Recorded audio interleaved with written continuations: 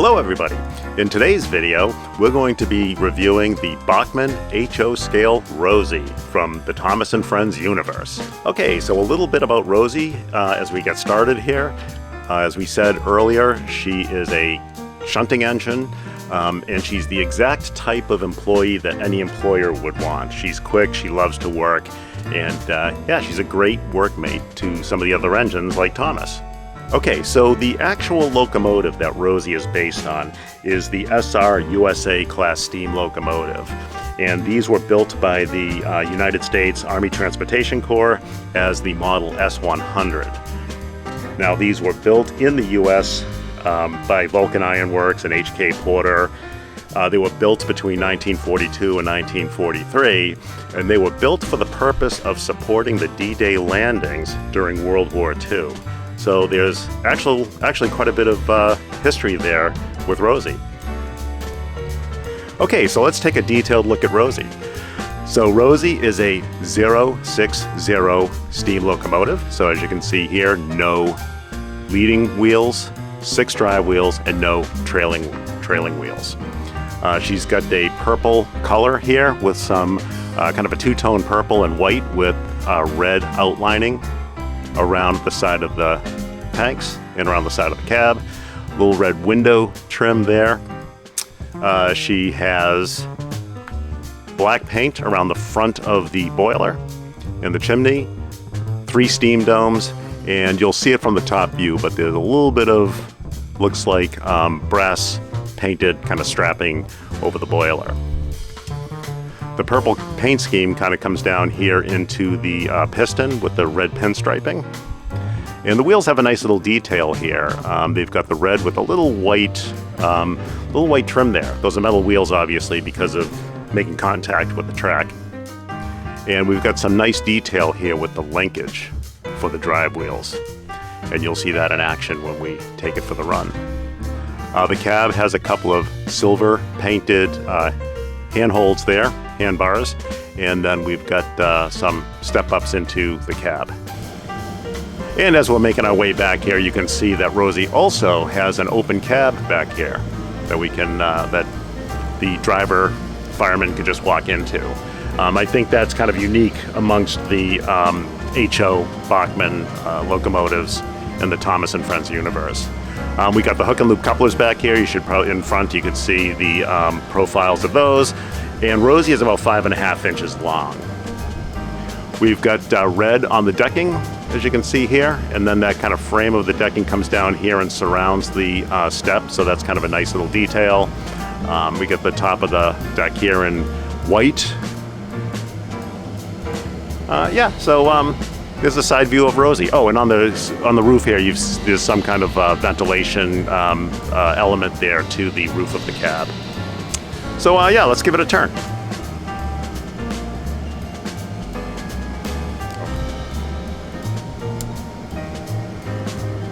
Okay, looking at Rosie from the back, you can see from going from bottom to top, you can see the hook and loop coupler, utility hook.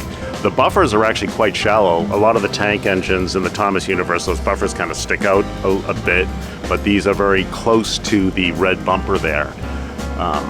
Again, the purple paint job carries around, and you can see the shape of the coal bunker here. Almost looks like the end of a house with a chimney against the far end of a house.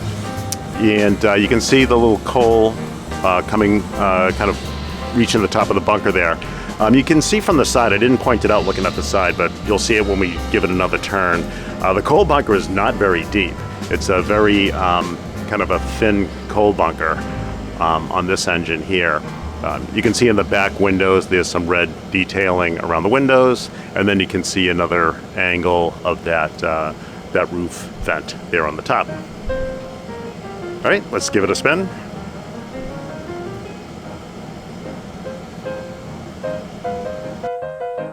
Okay, so you can see this side of Rosie is a mirror image of the opposite side.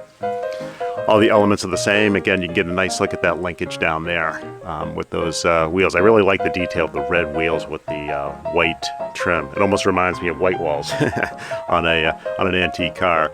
But one thing here you'll notice also is that there's no identifying signage on Rosie. So there's no rail line signage, and there's no number. There is a red Rosie available also in HO from Bachmann. That one has NWR on the side and the number 37. We don't have that version, so we can't show it, but but that's out there, and so you can look it up and take a look at that.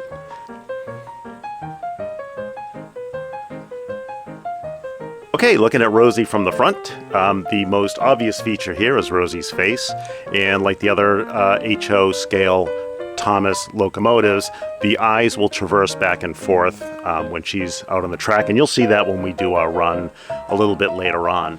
One other detail that I don't think you see on any of the other Thomas HOs is that she's got a little blush going on there on the cheeks, and maybe even a little bit of lipstick there. The gender of Rosie in the Thomas and Tank engine universe is that she's female, and so this just kind of emphasizes that. Otherwise, we have the black chimney. We've got the little supports down here for the boiler. You can see the red bumper, and again, those shallow buffers, utility hook and loop coupler, and that white deck maybe you can see. You'll definitely be able to see it from the top. All right, let's take a look at the top and the bottom. All right, looking at it from the top, you can see here we got the black roof, and you can see that, again, that raised portion that to me looks like some kind of a ventilation system. Back here on the coal bunker, you can see the coal at the top, but you can also see how shallow that coal bunker is. It doesn't look like it would hold much coal, but I guess for shunting purposes, maybe it doesn't have to hold that much. But it is one of the narrower bunkers that we've seen in these models. You can see here the side tanks, and then the strapping here for the boiler. That's a little bit of, looks like a little bit of brass there. Looks like a little bit of brass there. So you get 3 steam domes on top, again the chimney, and then you can see a little hint of the whistle back here. It's painted brass, it's molded into the plastic, so it's not like a separate detail. And then on the front windows, you can see those windows are highlighted with some red trim. And then again, if we turn it up, you can see the white decking up front here. Hook and loop coupler. Yeah, not a bad looking engine at all. Okay, let's take a look at the bottom. Okay, so looking at it from the bottom here, again, not a ton of detail, but you can see here the paint job kind of wraps around the piston. You can see the hook and loop couplers, little springs in there on those couplers. The Bachmann logoing here, you can see at the bottom of the compartment that the motor is housed in. A bunch of access screws here in case you need to get in there and do any kind of servicing. There's also some little tiny screws back here. Looks like for the couplers. A couple up front there as well. So it looks like there's probably about 7 screws thereabouts holding it together. And then you can see kind of a bottom up view of the linkage and the steel wheels. But just to give you a look at the bottom. All right, so let's give it one more turn.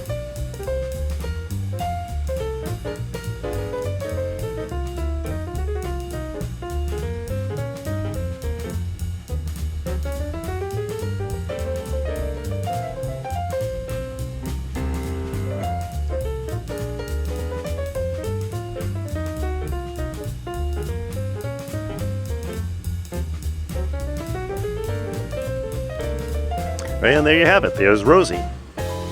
Okay, let's take a look at the rolling stock that we'll have Rosie hauling on our run today. So we'll start off with 2 tank cars. We'll do these ones together because they're both exactly the same except for the paint job and the product information on the side.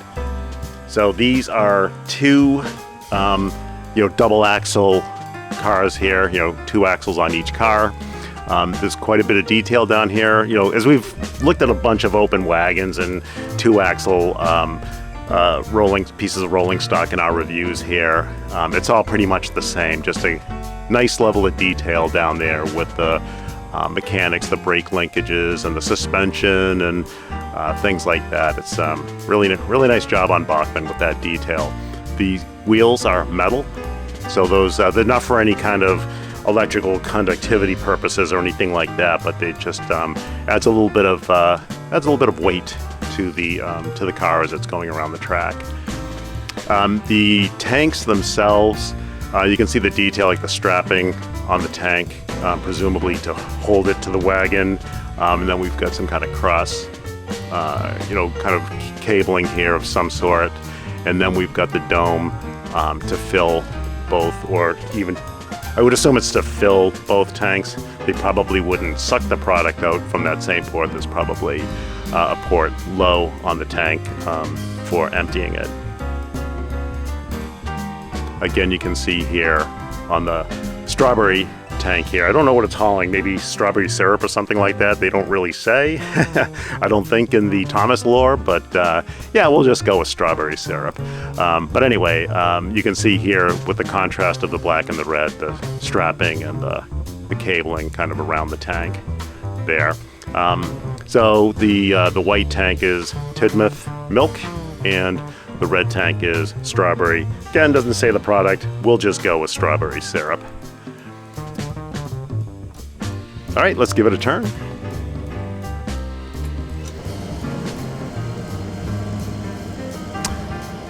Okay, so looking at the end of the milk tanker, we have the hook and loop coupler. We've got the buffers, all molded in black plastic. There's no paint job here per se. There's a utility hook or eye bolt, for latching things onto the car if necessary. And then you've got these kind of protective supports here. They probably do one of two functions. One is to keep the tank from sliding off if it ever breaks away, or it's protective so that anything hitting the end of the car will bump into this and not the tank itself, potentially causing leaks. All right, let's continue around.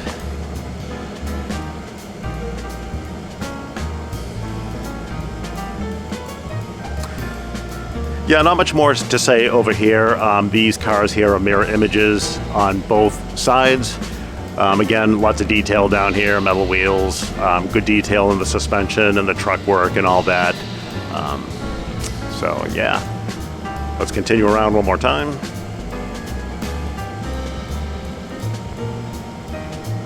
And again, on the ends of these cars, the same thing. It's both ends are identical here. You've got the hook and loop buffers, toe hook or toe eye bolt at the end of the car there, and again that kind of protective structure here to protect the tank. Okay, so let's take a quick look at the top and bottom here. We'll just do one tanker because, like I said, they're both identical, and the contrasting is better, I think, on the strawberry car here. So we'll take a look at this. So here you can see on the top you've got the dome here for filling the tank. And you might be able to catch it in the lighting here, but there is a little bit of bolt work around the tank. You can see it kind of right where my pointer is there, here, and then on the ends. So that's a little bit of a detail that we're just noticing now with the lighting. And then the strapping obviously comes right around the top of the tank to the other side. And then the strapping or the cabling that comes around, kind of holding the tank in place. Okay, let's take a look at the bottom. Okay, looking at the bottom, not a ton of detail, but just to give you a look at it, hook and loop couplers. You can see the Bachmann logoing here, stamped into the plastic with the part number. Metal wheels. Not a ton to see down here, a few screws in case you have to do any repairs on this. But yeah, there you go. And let's bring it around full circle.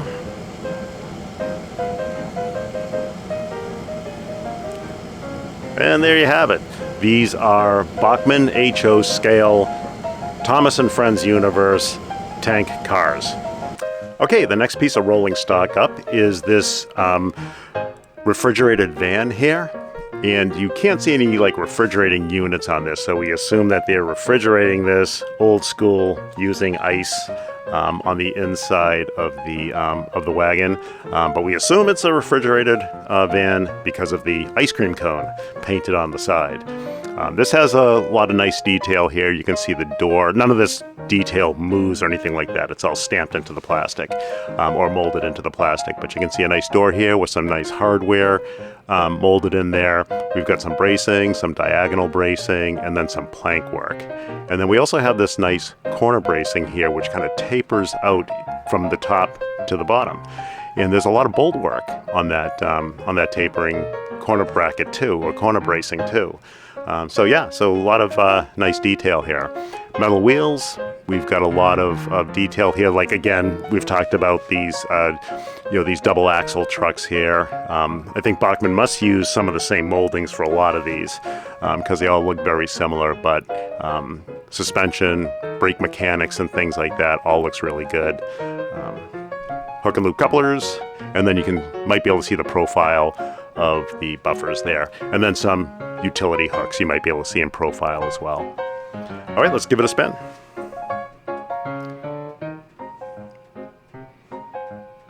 Okay, looking at the back here, you can see we've got some ribbing work kind of going from top to bottom here, and it looks like you have some kind of an exhaust vent there. So maybe there was some mechanical way to refrigerate this and it wasn't strictly with ice.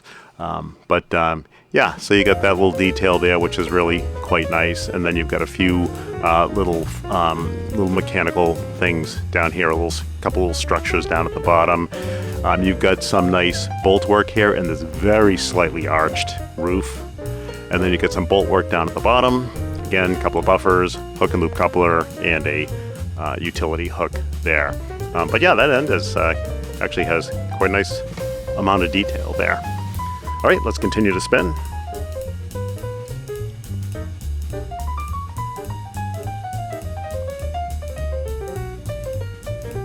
Yeah, and if I didn't mention it before, this car is about 4.5 inches long.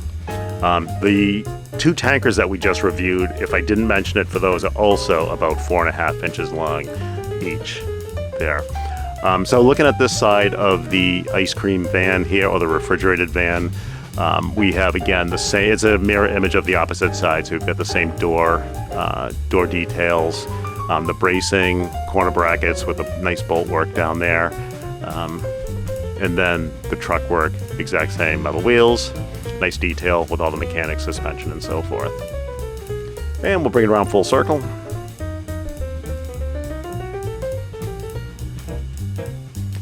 And this end of the car is a mirror image of the opposite, so we've got that little ventilation hood here, or exhaust hood, and then we've got the ribbing down the side, which I assume is some kind of insulated,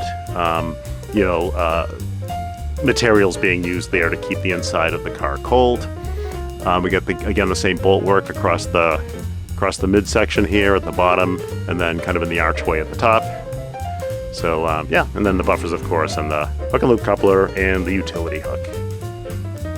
Let's bring it around full circle. All right, let's take a look at the top and bottom. Okay, so looking at the top here, we've got 4 structures up here. I'm not quite sure what those would be in real life, but it's a nice detail here for our refrigerated van. It's a gray roof, again slightly arched as I mentioned earlier. It's kind of a flat gray in color. And then there's a couple of gutter work pieces up here molded into the plastic, and presumably that is if it sheds rain down the gutters and keeps it from dripping on anybody who's working the doors there on the car. And so there's one on the right side and one on the left side. Okay, let's take a look at the bottom. Okay, same as the rest of the 2-axle rolling stock, whether they are vans or open wagons or whatever. Not a ton of detail down here, but the logo, the Bachmann logoing, part number, and then the same detail we saw with the tankers.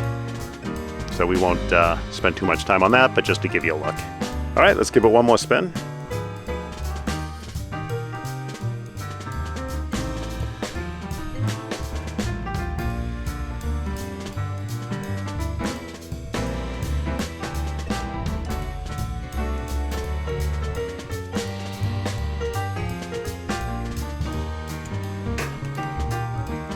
And there you have it, the refrigerated van.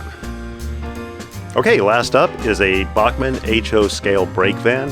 This brake van is actually not from the Thomas & Friends universe. This is just a generic Bachmann HO scale brake van.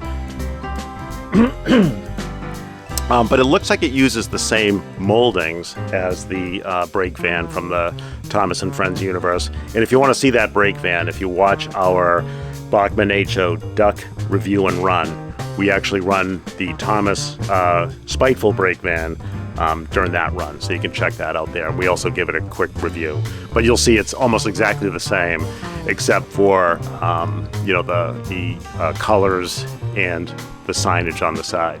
So with this brake van here, it's marked up with a bunch of different things here. Would probably need a magnifying glass to read those, so they're kind of unreadable here, the small ones anyway. But it does add some authenticity to it, so it is kind of cool. And then it says electrification down there. So maybe this brake van was, specialized in the electrician's work on the railroad. So yeah, nice little detail there. You can see here it's got a nice kind of hunter green or olive green color, which is a nice green. There's some silver handrails here going up into the walkway. That it's kind of like a little covered porch here that I'm sure the employees would go out and be able to inspect stuff and keep an eye on things. There's also some piping work, I guess, for lack of a better term, kind of across here. And then there's a little bump out feature there, which is probably either some kind of ventilation system or possibly a window to be able to see out and up the side of the train. Not quite sure what that would be, but those are my guesses. In addition to that, we have the decking of the car is all black, and it has some running board features here, which are kind of cool. It's a 2-axle van. You can't really see them very well because of the running board features here, but they got metal wheels, suspension, and all that. And then from the side here, we'll take a look at this when we look at the top, but you can see there's like a little chimney there, and then there's some gutter work on top of all of these open doorways here. All right, let's give it a spin.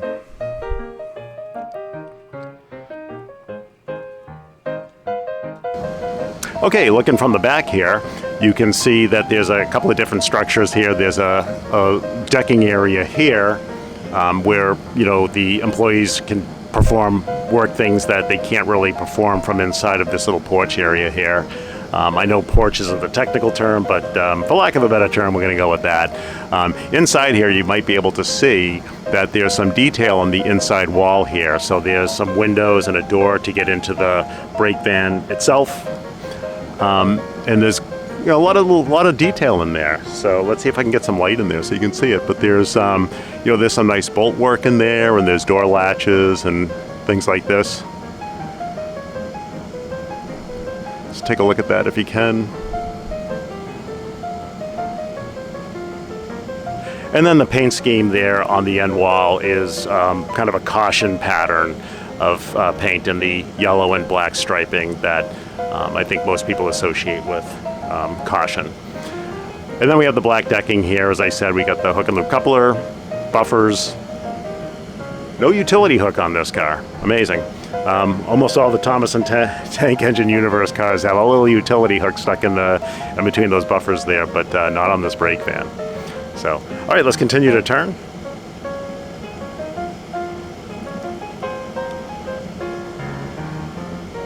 Okay, so this side here is a mirror image of the opposite side. You can see here it's got the bump out, the same signage, all the same details here. So we won't spend a ton of time on that, but just to give you a look. And let's continue to turn.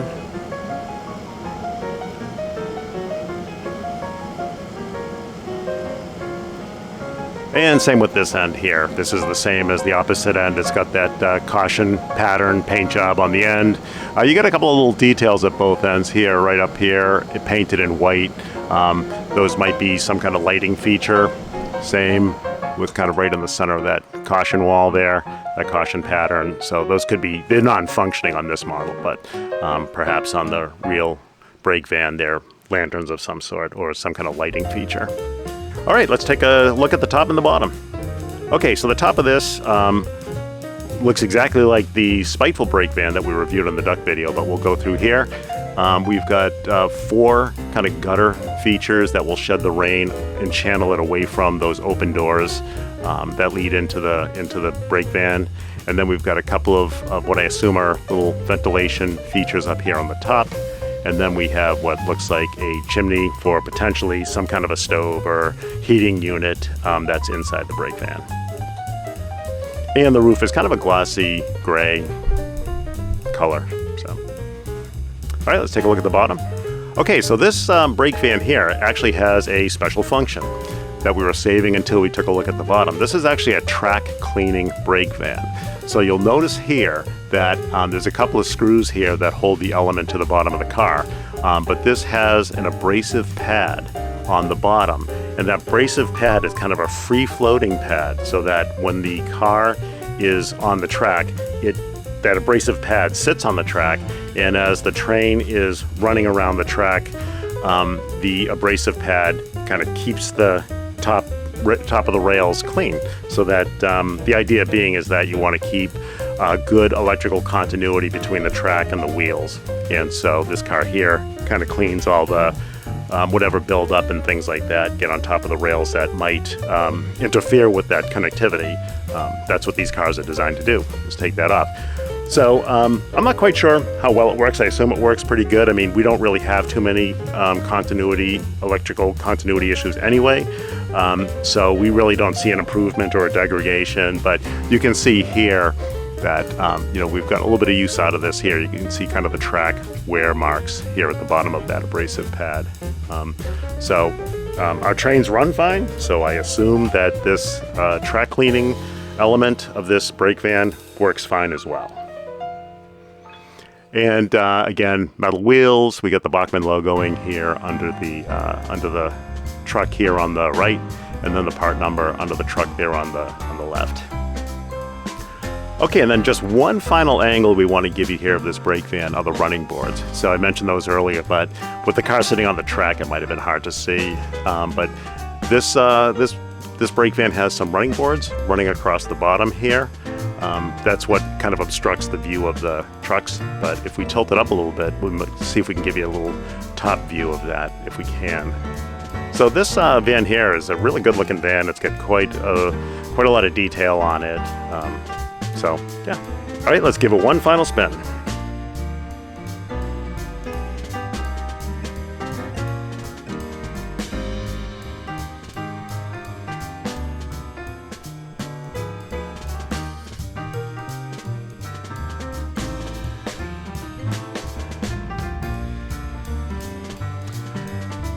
Okay, so let's get Rosie and our 4 pieces of rolling stock out on the layout and take it for a run.